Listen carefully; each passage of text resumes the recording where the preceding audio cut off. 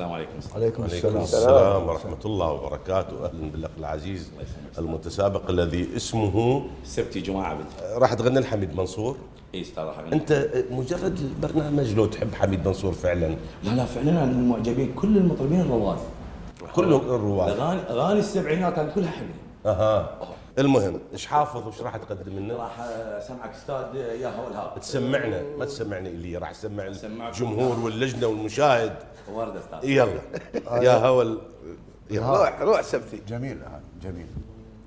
الحان الفنان سيف فرحان. نعم. الحان الفنان. اي محسن. يا هوى الهاب مني الاحباب.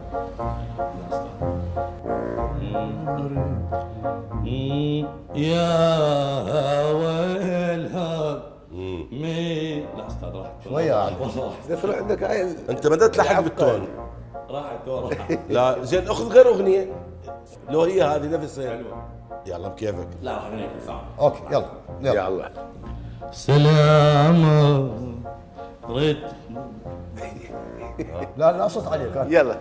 قصة سبتي طويلة وأتعبت اللجنة هواية، لأن هو أكثر المشتركين اللي عادوا الاختبار، وكل اختبار كان يستغرق زمن طويل، لأن سبتي يرفض مغادرة القاعة بسهولة، ودائما يطلب فرص ثانية حتى يغني ويقنع اللجنة بصوته. لولا شلونهم ذولاك لو ناسين، شلونهم ذولاك لو ناسين. راح اجيب مقص واقص كل الارتباك اللي عندك. ما بقت عندي مناعة. شنو حبيبي؟ فتوى عينك تطيني مجال بس دعفت لك الاغنيه. يلا بس هو هذا. يلا عموما احنا نتشرف بيك يا اخ سبتي. بس لحظه استاذ فتوى العين. اي تمشيني الله يخليك. لا ما راح امشيك، راح بالعكس انت الان وإحنا نجم يعني البرنامج. دقيقة توقف راح يلا نسوي ثلاثة نوية، نبدا ثلاثة مكان واحد نوقف احنا وانت تكمل. فهمتني شنو؟ راح نبدا ثلاثة نغني سلامات اول ما نبدا وانت تكمل غني ويانا. شلون مثل سلامات سلامات ريتك سلامات لا لا لا لا لا لا لا صبح ومساء يا هواه يبع السلامات. احنا بام بام بام وسلامات سلامات ريتك سلامات. بام بام بام بام بام بام. صبح ومساء يا هواي ابعد سلامات. نشكرك. سلا هاي سلا مدينة بالمغرب تصير يم بالرباط، تصير على الضفة الثانية من النهر. سلا حتى اللجنة غنت وياه. ردك تجينا المواويل. هاي صارت قصة عنتر شلون احكي لك.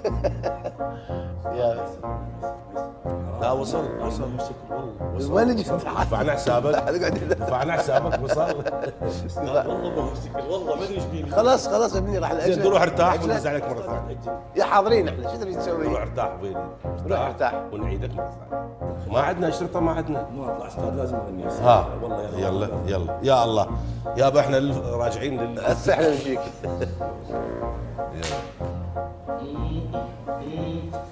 يا والهاب مني الاحباب. يا والهاب مني الاحباب.